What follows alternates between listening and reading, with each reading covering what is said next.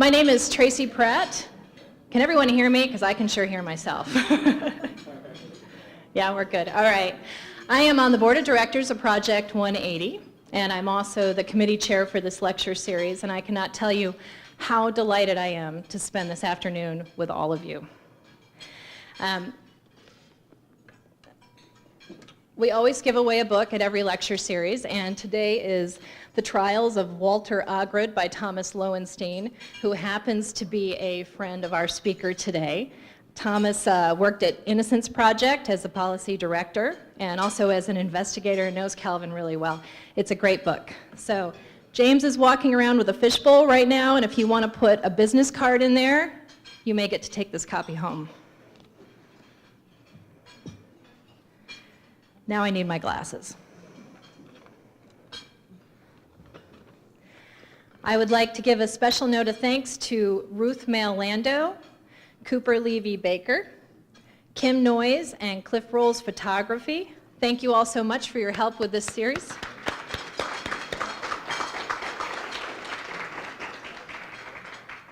We'd also like to acknowledge the Project 180 board, committee members, and volunteers who made today possible.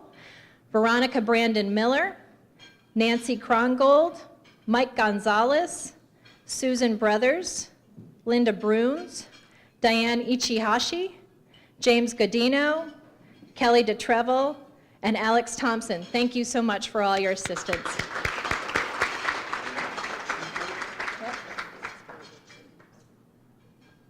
So Project 180's vision is to reduce poverty, homelessness, unemployment, and criminal behavior among our reentering citizens. Our mission is that we seek to reintegrate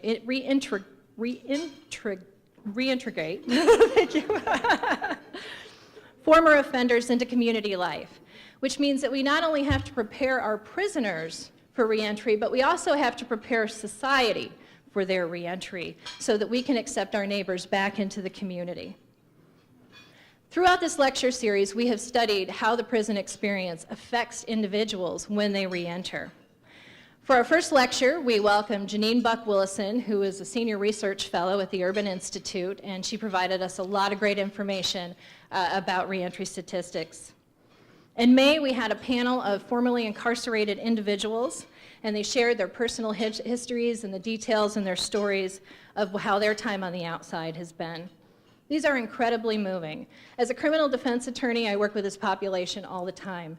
And this is the second panel that I was at, and I'm moved to tears each time I go, because to hear these people's stories of triumph and resilience is really heartwarming. As we all know, sometimes people are even wrongfully convicted and incarcerated, even when they've done nothing wrong. In this type of a circumstance, we might even expect that his or her time in prison includes added layers of complexity and psychological reckoning not experienced by other prisoners. And that's what our speaker, Calvin Duncan, is going to share with us today. Oh, there's page 2.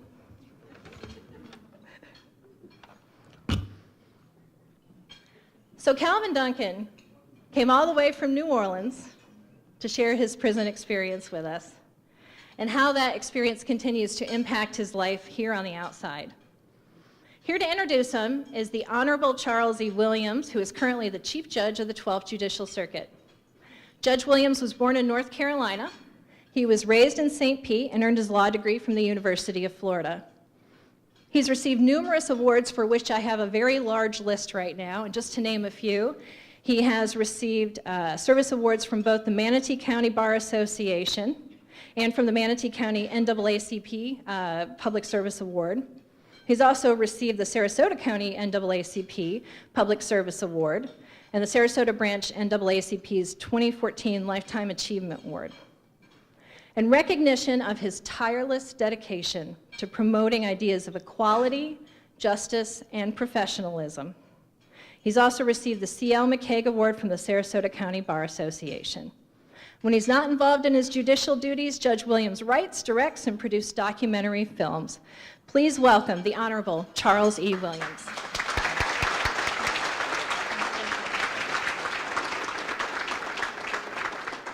Thank you so much for that introduction. I want to thank Project 180, Barbara Richards, all of you who have made this possible. I'm very humbled by the opportunity to announce and introduce our speaker. I also want to point out that before I was Chief Judge, Judge Bennett, who's seated at my table, was Chief Judge, and he told me how easy the job was going to be as Chief Judge. But he is my role model for Chief Judge and has taught me how to deal with that. There's an interesting story between Judge Bennett and Calvin that will probably come out later, and I'll let Calvin tell that story when he gets a chance. Last year, I had the pleasure of introducing Brian Stevenson at an event benefiting Legal Aid of Minnesota. Mr. Stevenson, the author of the book Just Mercy, and if you have not read that book, I highly recommend that you do. He's also the executive director of the Equal Justice Initiative. And he spoke of an inmate who sat in prison that he represented and who was later to be exonerated. Quoting Mr. Stevenson, he said the following of this former prisoner: "Race, poverty, inadequate legal assistance, and prosecutorial indifference to innocence conspired to create a textbook example of injustice. I can't think of a case that more urgently dramatizes the need for prison reform than what has happened to this man. Every day, every month, every year that the state took from him, they took something that they don't have the power to give back. This all can be said of our guest speaker. Calvin Duncan is a native of New Orleans' 9th Ward. In 1985, Mr. Duncan was falsely accused of murder. In 1986, he was sent to the Louisiana State Penitentiary at Angola to serve the rest of his natural life in prison. After serving 28 and a half years in prison for a crime he did not commit, the Innocence Project of New Orleans secured his release from prison on January 7th, 2011. When Calvin returned home from prison, he was homeless. After spending several days at the home of his attorneys, he moved into a transitional house, Resurrection after exoneration, before a law student let him live rent-free in her guest house for an entire year. While in prison, Calvin learned the law and worked as an inmate legal substitute, basically a prison lawyer, for 23 years. 19 of those years on Louisiana's death row. Shortly after he was released from prison, Calvin was hired as a paralegal with the Louisiana Capital Appeals Project so he could continue his work with his clients.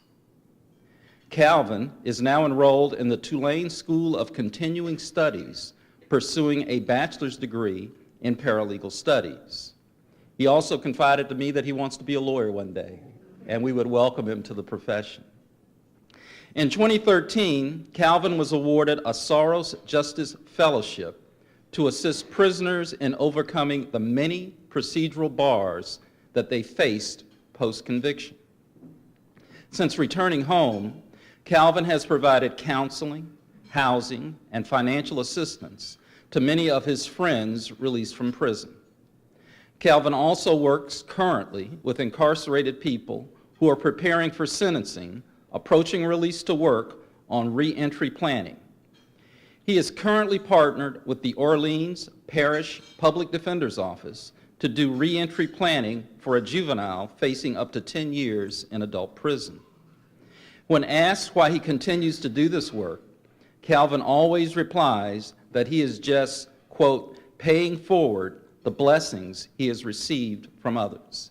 And indeed, we are blessed to have as our speaker, Mr. Calvin Duncan.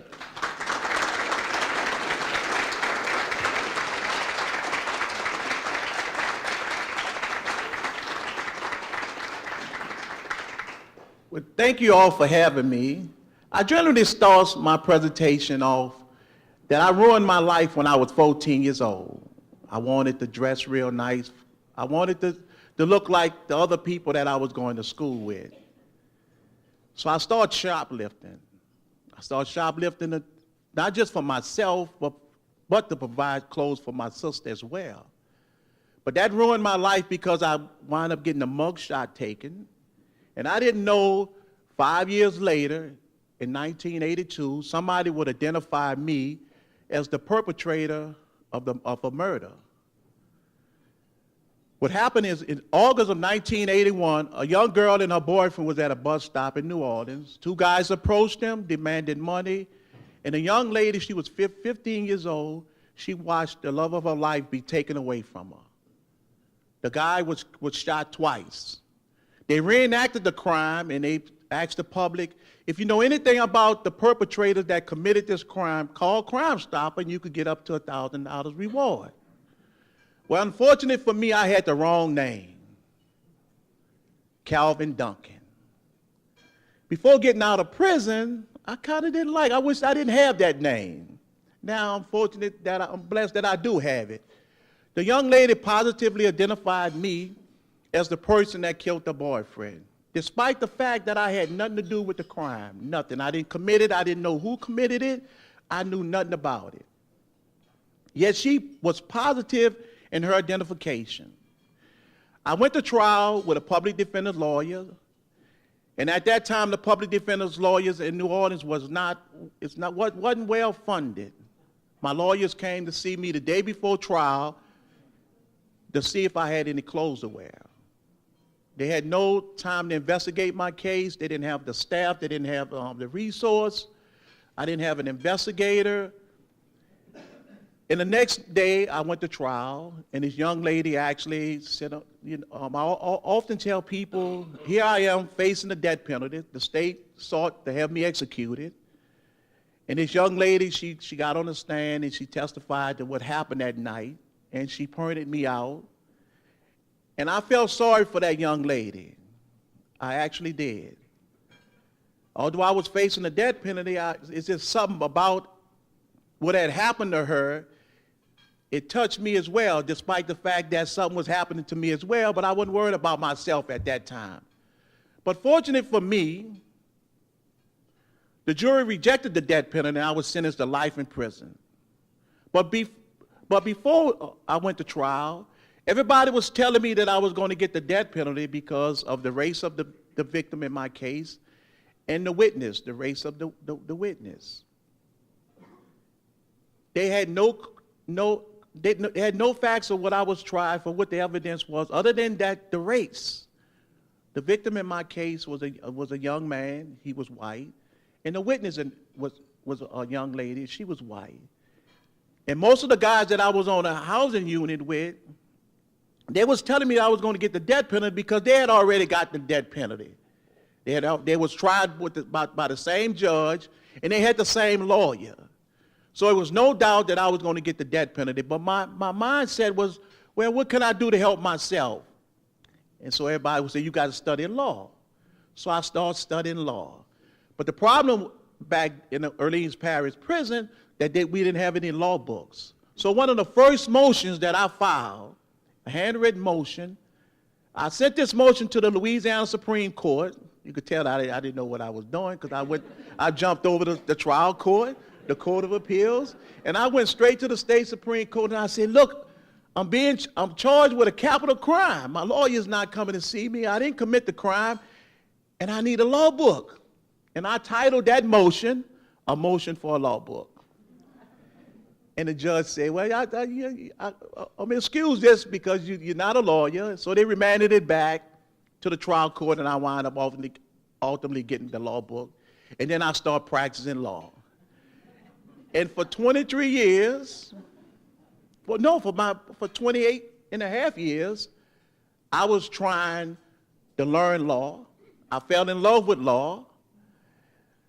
And all around me, everybody, a lot of guys had a similar story like me. They was in prison too for crimes that they didn't commit.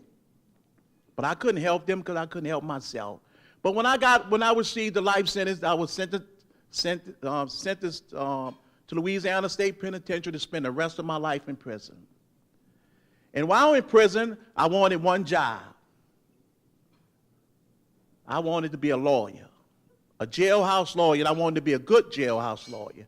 So I applied for the job, and I was granted, and I started working on people cases. For 19 years, my job was to assist people sentenced to death, and I did that all the way up until I was released. At Angola is a totally is a unique is a former slave plantation, and it's huge. This is where a lot of the African was transported to, and that's how it got its name Angola. But while in Angola, I found something. I found that I loved helping people. I loved standing up for people that injustice had occurred to. And so for the whole while that I was in prison, I helped people on their cases. But one thing that I couldn't do, they wouldn't trust me enough to allow me to leave the prison to go investigate their cases.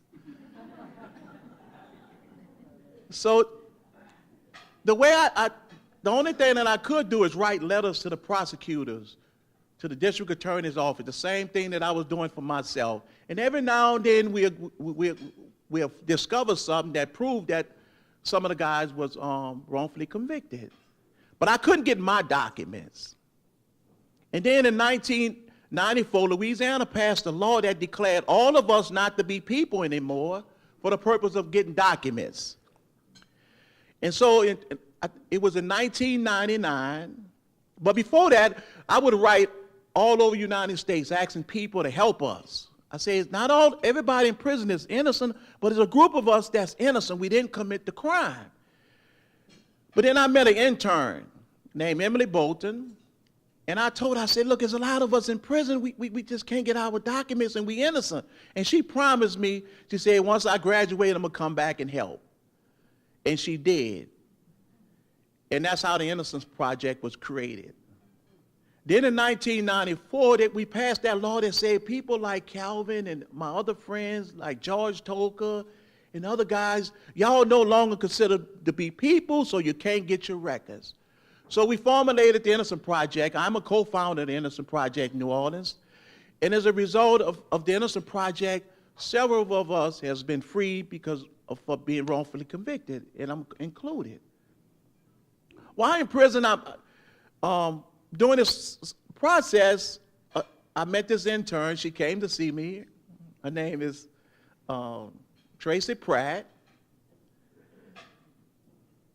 And when I got out of prison, like the judge said, I was homeless. Tracy offered me the place, her cottage, and I lived there rent-free. I was totally homeless. I was determined not to make the mistake that all my friends was making when they got out of prison.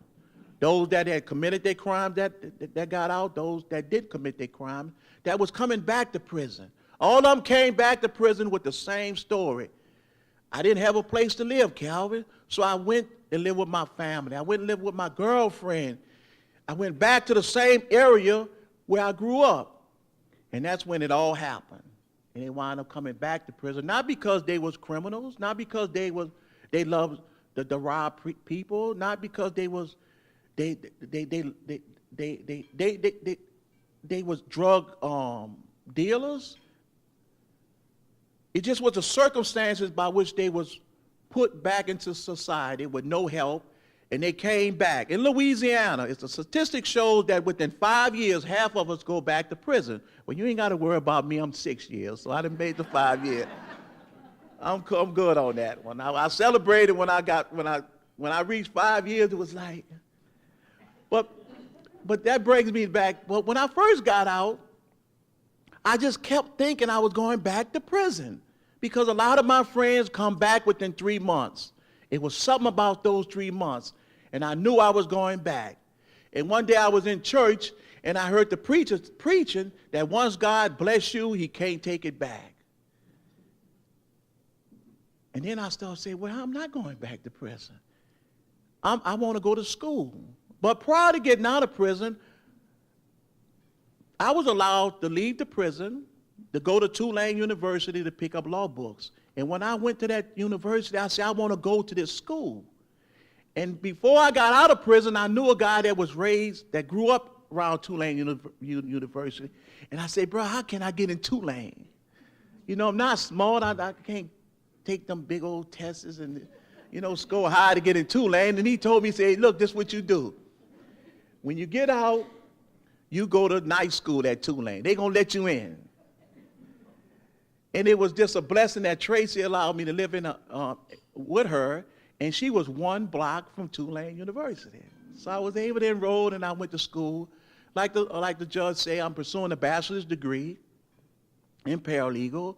I'm studying for the LSAT, to take that LSAT so I could go to one of them big universities, get a free ride, and that's my plan. I never know how I'm going to do all of these things, but I just know I'm going to do it. So I'm going back and forward about my experience. But while in Angola, it was something different about all of us. Those that had committed the crimes and those that didn't commit their crimes. One of the first things that was really traumatizing to me is that while I was in school, in civics class, I was exposed to the criminal justice system, about how the Constitution guarantees all these things, these Bill of Rights, these right to counsel. And then when I get entangled in the system, I was like, whoa, this ain't nothing like they say it is. That yes, I'm entitled to a lawyer. And they gave me a lawyer, but the lawyer couldn't do his job because the system didn't fund the lawyers. Yeah, I had a right to an appeal, but all that was entangled on whether my lawyers did the right thing. And then the other thing that affected all of us was that when you go to prison to be rehabilitated so that you could be restored back to society. But yet I'm hearing all my friends come back to prison saying, Calvin, when I got out, I didn't have no help. And I'm like, man, come on, man, something wrong. It got to be something. There got to be some alligators, some snakes, some giants, some creatures out there that keep causing y'all to come back. It's something about, y'all just keep coming back. So I'm listening to them guys saying how difficult it is. And then when I was exposed to it, I often tell people to get a clear, vivid picture of reentry is to go read the Old Testament when God freed the children of Israel. They prayed for something just like we all prayed for it. God gave it to us, and we happy, then we got hungry, like the children of Israel. When they got hungry, you know what happened. And then nightfall came, and you know what happened after that. That's what reentry, that's what happens when a guy come home from prison, where he committed his crime or he didn't commit his crime. All my friends had the same excuse. But then when I was faced with it, it was like, whoa. But I had favor with God. God had put people in my life, and God knew I needed it. I was going to need so much reentry, it was a shame. Tracy and I worked right around the corner from each other. Tracy would drive me to work. I was introduced to a family. I was able to watch Tracy and her husband, how they function. When I had questions about all kind of things, Tracy was there. Tracy was there, and they had other people there. But the most significant thing that I had that affected my reentry when I got out of prison was that I had a place to live. That I had somebody that really cared about me enough to say, look, I'm going to allow you to come into my home, and was able to answer all those silly questions that I had, that people at my age should have known and experienced, and she was there. Had I not had Tracy and my other friends, my lawyers and the other people, I would have went back to prison just like all my other friends. Not because I was a criminal. Yeah, I was a criminal when I was 14. I confess to that one. I was a criminal when I was 15. I'm guilty. 16, but when I turned 17, I wanted to go to the military. And 3 weeks before signing up for the military, I got arrested. And that's when the whole ordeal started. Some people actually say, man, why are you not bitter about the whole thing? And I often tell people, I say, nobody had to tell me that I didn't commit this crime. I knew that young lady in my case had made a mistake. But while in prison, hearing this deal about prison's supposed to help you, get prepared for society. And actually, I believe that, but it just wasn't happening. And in some cases, it is happening. But when a person come home, I often tell people that I used to feel sorry for people that was in prison, but now I have begun to feel sorry for people coming home because they don't have that support that I had. So now when guys come home in New Orleans, they generally would look for the same people that they knew in prison. Me, Norris, Ben Smith, Tyrone Smith. And we would actually bring them shopping. We would give people money to house them. And then we collectively came together and started the first 72 plus. We called it the first 72 plus is because those first 72 hours, it's like in the Old Testament, those few hours after they was released, they got hungry, and no telling what time of the day it was. They got, where they're going to live. When we allow guys coming home from prison to come to our transitional house, the first guy introduced that was a part of our transitional house was a guy named Nathan Brown. Nathan Brown is legally blind. He spent 17 years in prison. DNA proved that he was totally innocent. But when he got out of prison, he too was homeless. I took him into my home like Tracy did me, paying it forward until our transitional house was in operation. Since our transitional house has been in operation, the first 72 plus, we have had at least like about 116 people. None of our guys has reoffended. We provide that wraparound service. And then when I came here last year and I introduced the Barbara, the 180, the Project 180 reentry, I just fell in love with Sarasota. It's like, y'all are doing something that I hope that all the communities all across America would do, is embrace people that, whether they made a mistake or they didn't, come home and be productive. There are so many people that's being released every day from our institutions. They don't want to go back to prison. They don't want to create another victim. They want to live productive. They want to get out and go to school. They want to be fathers to their children. They want to be decent spouses to husbands to their wives. But the biggest problem that they have is that they don't have what it takes when they get out. And we need programs to actually help them. Some people say, well, why should I help those people that has committed the crime? Why should I help them because they have already made their bed soft, hard? Why should I help them? What makes them so special? And I often tell people that if we don't help them, what's going to happen? In Louisiana, statistics shows 50% of us go back to prison. In the process of going back to prison, people create victims. You have to have a victim. So I tell people, if you don't even like me, because I've been in prison, if you don't like the other people that's in prison, you have to like the victims. That's people that are victims of crime. You have to like them. They didn't do anything. And if you do anything for me, you do it for them. Because they are innocent. Like the young lady in my case, people say, well, Calvin, have you ever reached out to the young lady? I said, no. He said, why? I said, that young lady probably right now today think that I'm the person that killed her boyfriend. And if she still thinks that, that is fine. If she have made it from point A to point B thinking I'm the person that did it, and if that has gotten her through life, I'm fine with it. Me telling her that she's wrong is not going to do anything for me. It's just going to traumatize her, probably even worse.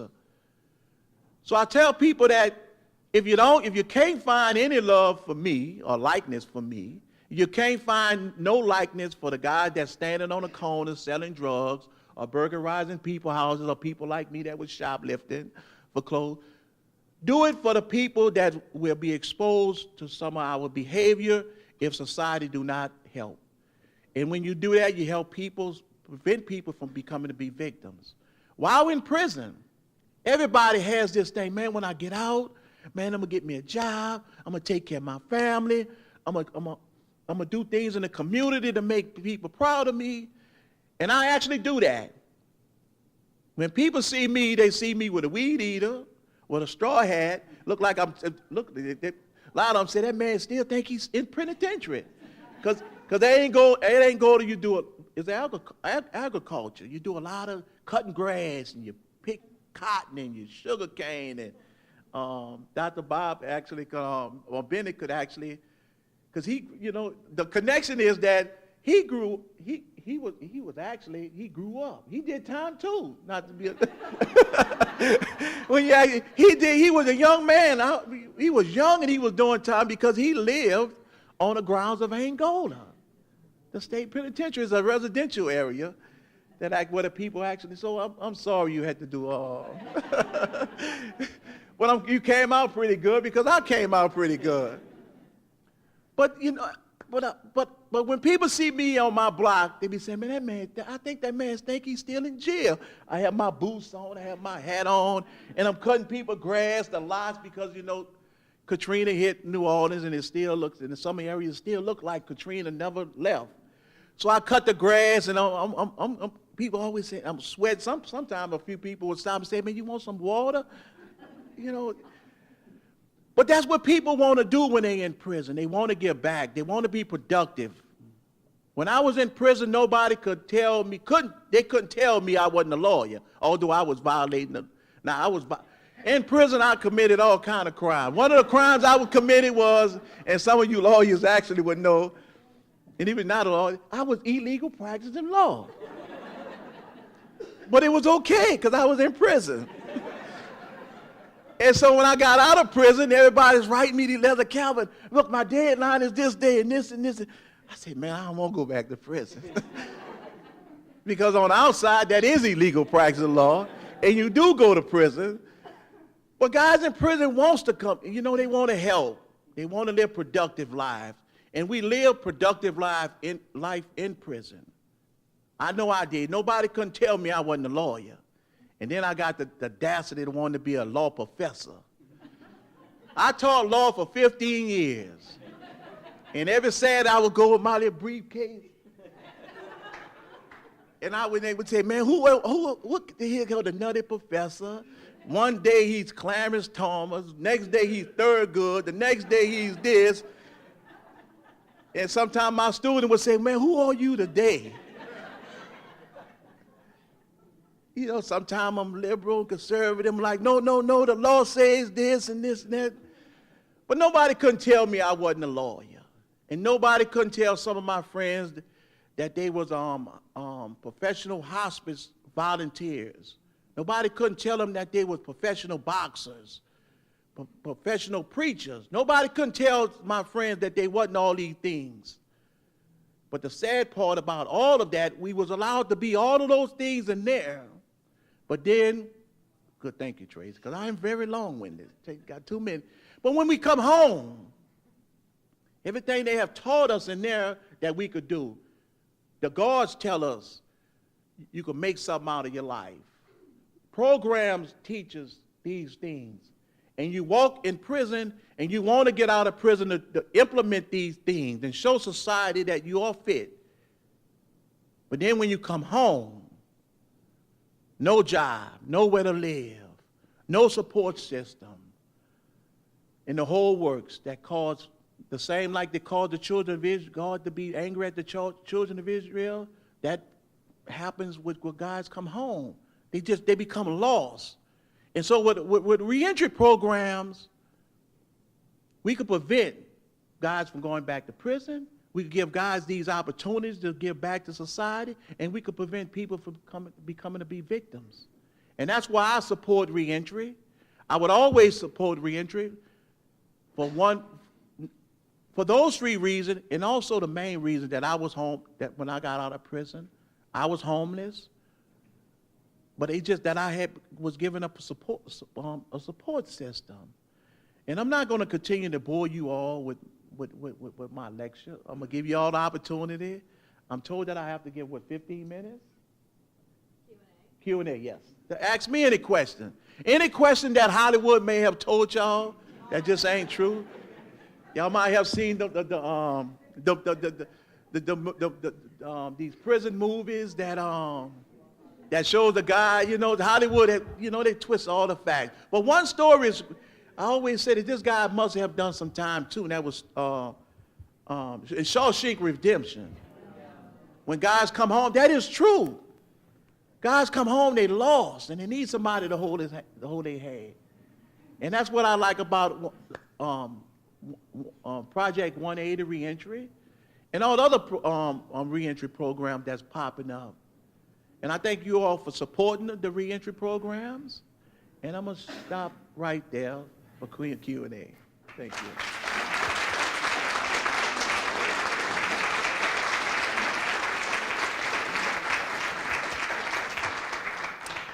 Now, if nobody asks me a question, I'm gonna keep on talking. Calvin, could you tell some of the stories about the funnier stories about when you got out, things that you weren't used to and that you had to rediscover while people are thinking about the questions that they might have? Raise your hand. Well, while I was living with Tracy, I don't know if Tracy noticed that I kept all my stuff in my box. Because in prison, you got 2 locker boxes. And Tracy and them brought a dresser. And it took me a long time to put that dresser together. And when I finally put it together, I put my clothes in that dresser. And within a month, my clothes was out of that dresser, unknowing to me, back into them boxes, my little crate. Another thing that I had a problem with, not a problem is, in prison you wash your clothes on your hand a lot. Tracy had a washer and dryer. I would not use that washer and dryer. I would wash my clothes, and then I would get on a bicycle and then go to the laundromat and wash them. Tracy would use the one to count, why you never close your door? That noise. In prison, you get all noise, chaotic, noise. I wouldn't turn on the air conditioning. And one of my main problems was, and no disrespect to the females, is dating. I had no clue of what that was about. I'm 19, still in the mind. I'm 54 years old, and people say, how old are you now? I'm just 25 right now. Those years don't count. And in my mind, I'm still 19. I want to go to the movies. I want to go to walk in the park. And it's like, man, it's too hot out there. I'm not going to walk in no park. And another factor was that I just didn't know. I didn't know how to be. I grew up in an institution. I just didn't know. And lucky I had people around me that I can ask those questions that wasn't going to judge me. But just feeling inadequate, becoming frustrated about just things that I didn't know. Like when I engage a person in a conversation, you know, they could tell this boy, you've been somewhere. You know me, I'm going around looking at the shopping centers and smiling. What are you smiling for? What's wrong with this boy? You know, looking at going people's houses. I still do that. Just the inadequacy of not knowing. And that's what guys face when they come home. And I get calls from people, families saying, look, well, what's wrong with my husband? What's wrong with my son? You know, why is he not functioning? Well, he went in when he was a kid. And he's 40 years old. What would you expect for him to do? He used to, believe it or not, he used to working. Your whole life centered around working. And then when you come home, it's like, you can't work. I worked for 23 years, but now I can't work. The thing that I often tell people, and it's coming around a circle to your question is, what I took for granted for 28 and a half years that I didn't know. Water, food, shelter, a community. For 28 and a half years, I took that for granted. Then when I got out, just like my other friends, that's what consumes everybody's life out here. Now it consumes my life. I'm worrying about my bills, whether I'm going to be able to pay my rent. I got to pay water bill, trash bill. It's like, whoa. The lady I used to work for at prison, she and I was we close. When I got out, I had to go purchase a pair of glasses. In prison, them glasses was for free. And I went to get a pair of glasses, and they charged me $600.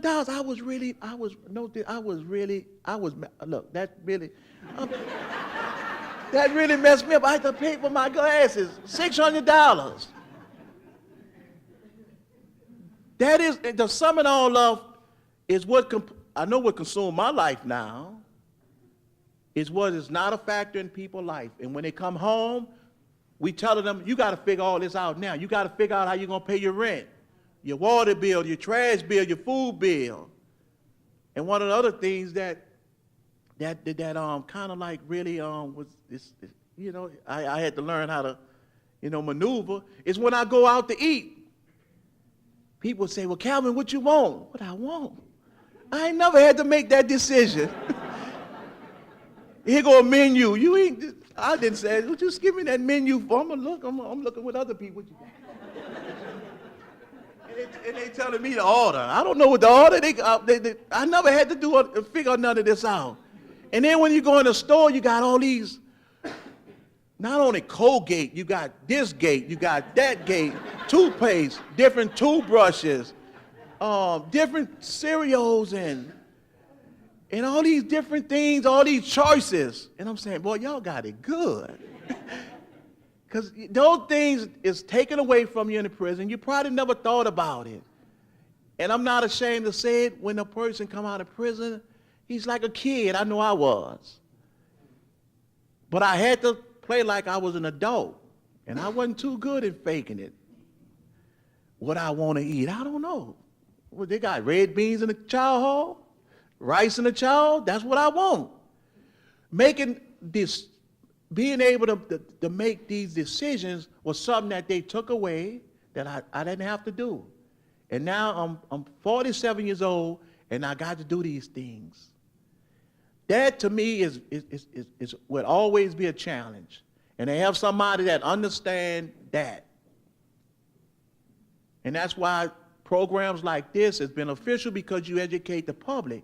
So if you have a loved one, pray to God you don't, that's coming out of prison, or if you decide that this is your calling, that you want to, help people that has been, in institution.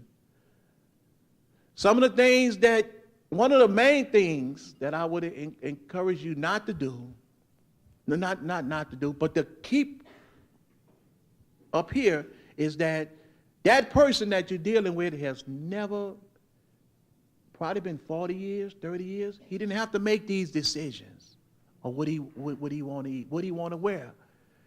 In prison, we wore jeans. I don't wear jeans. I wear another type of clothes. I wear khakis. And I wear khakis every day. It's the only time I dress up. Because I don't want to have to choose what kind of pants I got to wear. I don't want to make them. I'm not wasting my time. What kind of shirt going to match this pants? Everything match khakis. Everything. Sure. How did you finally get the attention of the Innocence Project to resolve your case? Okay, great question. A lot of us was in Angola, totally innocent, right? In all these organizations. So I am a co-founder of the Innocent Project. And by the time the Innocent Project actually was created, I had a good lawyer. I had saved up them 4 cents. In Angola, you start off with 4 cents an hour. And I would save those 4 cents, 4 pennies, and then they elevate you to 20 cents, and I was at the top of the food chain making 20 cents. And I would save my money. I should donate my plasma. And then I saved enough money to get a lawyer. And I had a pretty good lawyer. I started off giving him $1,000. And his name is Chris Aberley. And Chris was convinced. See, I could tell you, I could win this case. And so I let the Innocent Project, they was working on other people's cases. But then I got denied because there's some procedure crazy rules that we have, these procedure bars. But after I got denied, then they accepted my case. And that's when they started investigating it.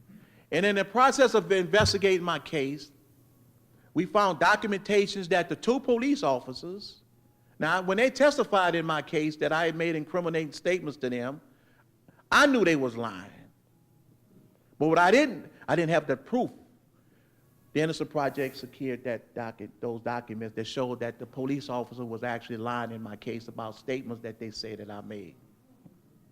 We also found out that once we got access to the homicide file, that they had white suspects all in photographs. That the woman had never, her first encounter with the young lady, her first encounter was that she wanted to see me in person, not that she made a positive identification. And we found all kind of other documents to show that the young lady she was confused. And so that's when the Innocent Project actually accepted my case, and they started working on my case. And in 2011, that's when so how they accepted my case was after they got the documents themselves. That's when they enrolled. But when it first was created, I already had a lawyer that I was able to afford, and that's how I got out of prison. Do we have another question?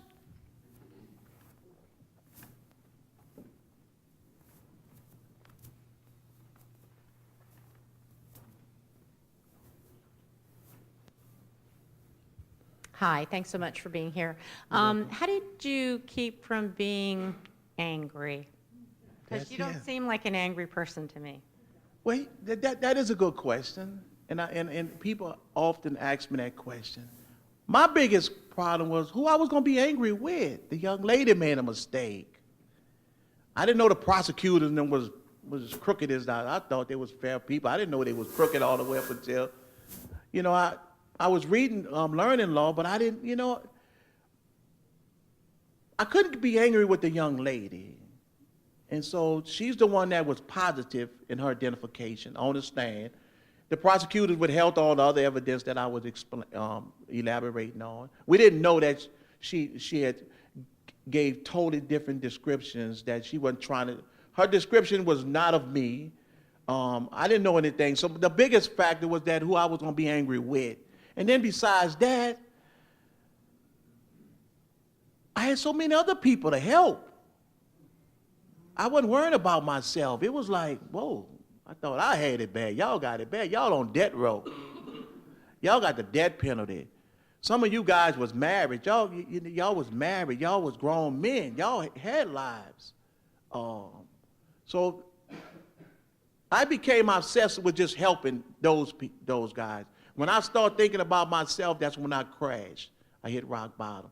But what helped me actually was that I was given purpose in prison. I had something to do. I had thousands of, it was, 5,000 people at Angola. And all of them was looking for a jailhouse lawyer like me. So I didn't have time to be thinking about me. And I couldn't be angry at the young lady, because I know from the very beginning she had made a mistake. And then I also looked at the fact that our laws allow this kind of behavior among prosecutors, among judges. It's actually, we put a lot of trust in the prosecutors. Our laws are wrote that in a way that we trust them beyond trust. We trust that they're going to do the right thing. Not taking into consideration that it might be one. It's one guy. One guy put 6 people on Louisiana death row. He created a trophy. One guy, an assistant district attorney. He created a trophy, and he had their pictures on it of these guys that he had put on. It was 6 of them. All 6 of these guys have been exonerated. One is left in prison serving a life sentence, but every last one of those guys is free. But this one guy that we gave all this trust to, he was able to do that. He was able to put innocent people on death row, display it, And that's, so in the process of helping people and learning the law, the question of our law gave him this power. And then when somebody from up north or somebody from somewhere, God sends them and say, well, look, I'm going to start, let's look into some of these cases. When that person come into a community and say, look, it has been a grave injustice. This one guy have done all this damage, and then when you present it to a judge in Louisiana, our judges are elected. And when you present this evidence, the judge said, whoa, if I let him out, I'm not going to get reelected. So that was okay. That attitude was really, it wasn't okay, but it was okay in a sense that what I'm about to say is that before 1996, the federal government would intervene. When a judge didn't have the courage to do the right thing, the federal court would intervene because they don't have to worry about election. But then in 1995, 96, our Congress passed a law that actually took us back to the 30s, saying don't get involved with state issues. And now that safety net is gone. So all of those things come into factor, and then the question is, who am I getting angry with? Our laws allow this one prosecutor to do what he did, this police officer the right to report in a way that he knows a lie, and then we got the criminal justice, the trial, and then the judge is saying, well, I can't do the right thing because I want to get reelected, and then the federal government's passed laws that stay out of the state affairs. Whatever y'all do, we just can't help you. So the question, who do I get angry with? I do have an opponent, and I get angry with this one. But it's not a human, it's the law. And so I try to change the law. I try to educate people that we need. It's okay to trust people, but they're not God. They make mistakes. And sometimes they don't make mistakes, they just ill. They just evil, and they do evil things, and our laws should not support them. And so, I don't know if that answers your question, but that helped me not become angry. I couldn't be angry with the young lady. The prosecutors that, the law allows them to do that. What I try to do is change the laws and educate people that we have given one person, the prosecutor, a lot of authority. They decide who lives or dies. They decide who goes to death row. We have given them, and some people say, well, that's okay, because it won't happen to me. It's just happening to those people. If that make a person sleep good at night, that's okay, but it don't help me. If it happened to you, then it could happen to me. But that's why I'm not angry. I'm trying to go to law school. I won't be like a judge, so I can sit on that bench and say, look, I know election time is coming, but I just got to do the right thing.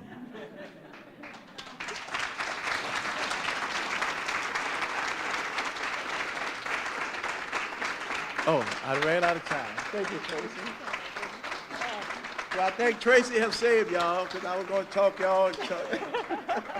Thank y'all. Calvin's much more interesting than I am. That was absolutely inspiring.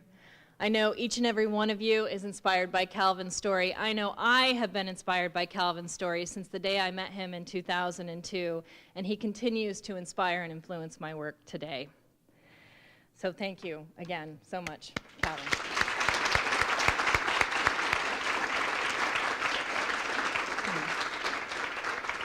So Calvin and Judge Williams, we'd like to thank both of you each with a small token of our appreciation. We have a plaque for each of you, which we hope you will display proudly. If you could come up, please.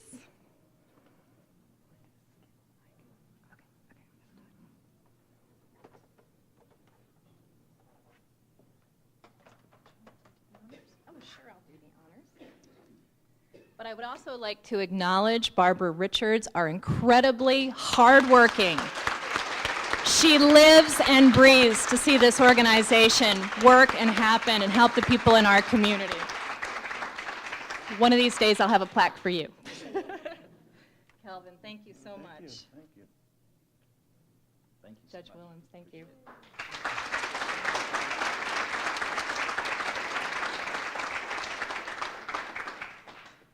I would also like to present the Boxer Diversity Initiative, our partner in this lecture series, with a certificate. Dan and Lena Boxer, if you could please come up.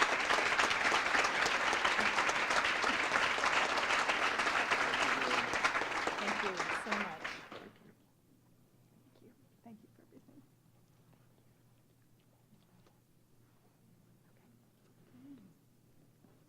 Can't remember what page we're on now. All right. Barb's going to share a few words. Thank you.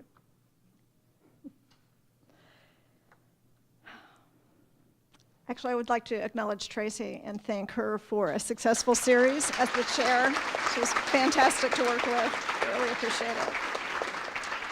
So I wanted to take just a couple of minutes to talk to you about the two questions that I'm asked the most often when it comes to the work that I do and that we do.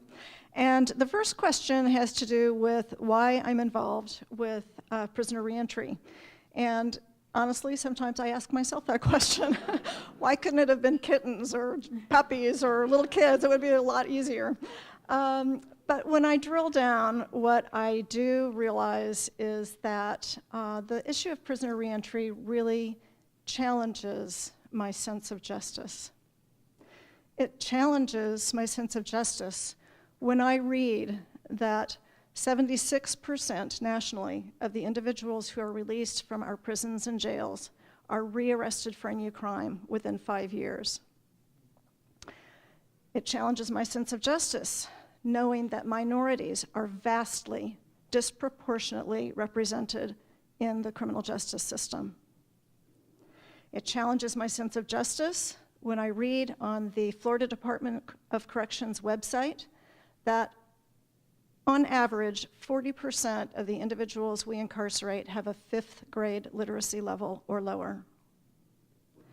It challenges my sense of justice when the people who call us from all over the state seeking a job, employment, housing, seeking any kind of help we can give them, can't find a job just because they have a felony record.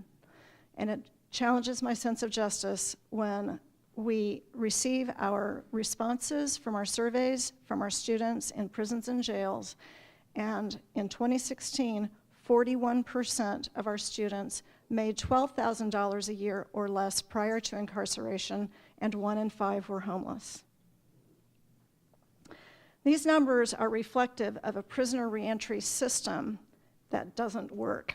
It is not reflective, as Calvin said, of people who get out and the first thing they think about is, how can I get back inside prison or jail? It is reflective of a system that needs to be replaced. The second question that I'm asked the most often is, what does Project 180 do? We deliver classes inside prisons and jails. We're in 5 Gulf Coast counties. We're inside about probably 32 times a year, delivering a financial literacy course and also a workforce education class. We also hold this lecture series for the general public to try to create a bridge of understanding between individuals on the outside and those on the inside. And one of our purposes is that you all will go home and talk to everybody you know about the things that you learned here and heard here today, so that the public is more willing to hire and house individuals who are released. We provide referrals, as I mentioned, for people who call from all over the state trying to find housing and employment. And we're about to start a support group for individuals in our community, in the Sarasota community, who have gotten out of prison or who have family members who either were or are currently inside. These days, though, we spend most of our time working on the dream that we've held for so long, which is to open a residential program for individuals who are getting out. We are so close. We're still putting the resources together, but have received so much help from so many people in this very room. And I want to thank all of you. You know who you are. But our goal, our ultimate goal, really is not just to open a residential program, not to diminish that in any way, or to hold classes inside prisons and jails, but it's really to create a new model for a new reentry system. A system that is fair and just, and which gives people a chance to engage in community life on a more even playing field. A system that is thoughtful and creative and gives people the opportunity to maximize their own potential and invest in themselves in a way that they may never have had the opportunity to do before. Our goal is to create a new reentry system that acknowledges the dignity of the human spirit and assists each person in rising to his own potential. So when I'm asked what I do, why I'm involved, and what Project 180 is up to, it really comes down to this. We're creating a community in which poverty, homelessness, unemployment, and social and economic marginalization are no longer synonymous with either the prison experience or the reentry experience. That's what we're up to, and I hope that you will join Project 180 and that that's what you'll be up to too. Thank you.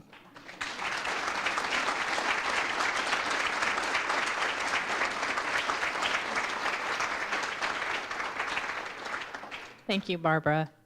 We're going to close in just a few minutes, but first I'd like to ask you to do something that is very, very important to us and very important to those who fund us in this series. In the packet of materials that were on your chairs when you came in, you're going to see 2 paper surveys. So please, please support this series and support the future of this series by filling out both sides of both pieces of paper. There's pens on the tables. And then if you could just pass them to one person at your table, James, Kelly, and Alex are going to pick them up before you're finished. And thanks so much for that. Also, as a reminder, these beautiful, beautiful orchids are for sale. If you would like to buy one, please just check with the desk at the lobby. These 2 ladies over here will be helping you out. And we appreciate your having joined us for the prison experience this season, and we ask you to take this on as homework. Please share with everybody what you've heard at these lectures. Making prisoner reentry a topic of public discourse is essential to real-world change. So I challenge you to discuss what you've heard in these last 3 lectures with your friends, your colleagues, your neighbors, your family, strangers on Facebook, and make this a topic that paves the way for a new system. Thank you so much for coming.